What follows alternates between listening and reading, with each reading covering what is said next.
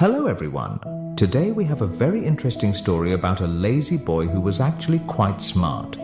By the end of this story, we'll learn how a lazy person can work harder and beat their laziness.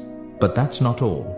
While we listen to the story, we will also learn some new words and how to make sentences with them. This will help us practice English in a fun and easy way. So, stay with us till the end. Once upon a time, in a small village, there lived a young boy named Ryan. He lived with his parents in a small house on the edge of the town. Ryan was very lazy. Every day he helped his father in the fields, but his job was only to chase away the birds that came to eat their rice crops. Most people used sticks or slingshots to chase the birds, but Ryan didn't want to move too much. So he built wooden poles in different parts of the field and connected them with ropes. This way, he could scare the birds without standing up. He could lie down and relax. His father was a bit worried about his laziness and thought, "If I get sick, how will Ryan take care of everything?" But since Ryan always finished his work, his father never got angry. One summer, during a dry season, his father got very sick and Ryan had to take care of the whole field by himself. He tried, but he wasn't used to hard work.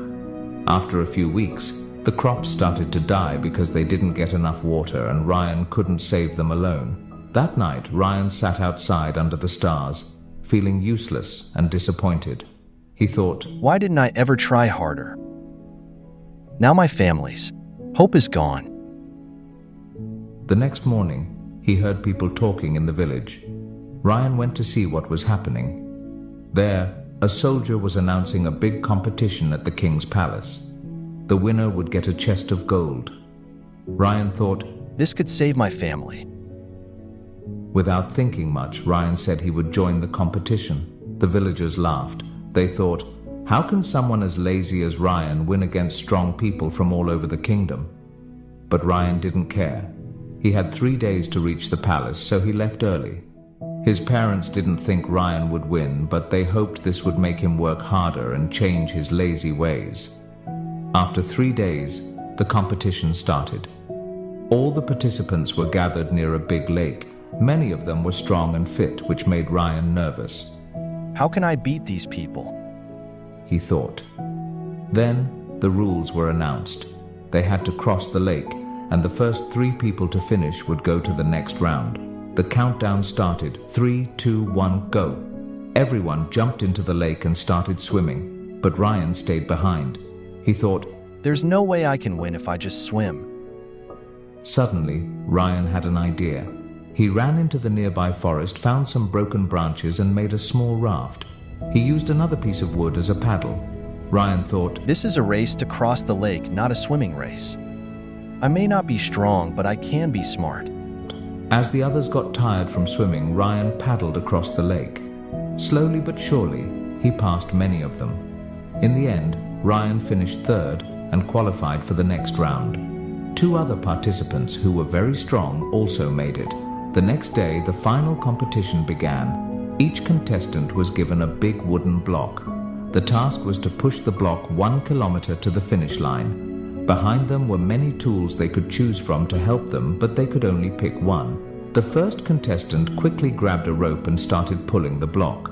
The second contestant took a piece of wood to use as a lever to move his block. Ryan, however, didn't rush. He thought carefully about the tools. "I can't win by using my muscles. I need to think smarter," he said to himself. After thinking for a while, Ryan picked a small knife. The crowd was confused. How could a knife help him move such a big block? But instead of pushing the block, Ryan started carving it. He cut the block into a round shape, like a ball. After 1 hour, Ryan finished carving.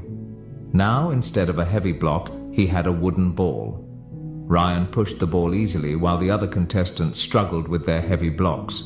He rolled it down the road, catching up to the others. With all his strength and determination, Ryan was the first to cross the finish line.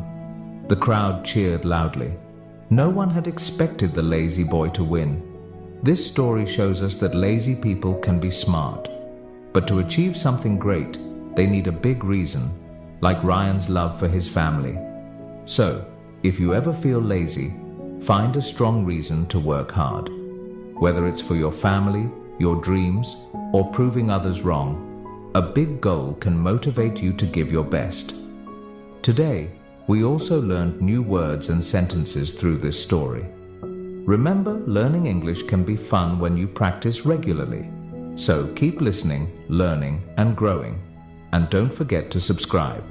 Thank you for watching, and I'll see you in the next story.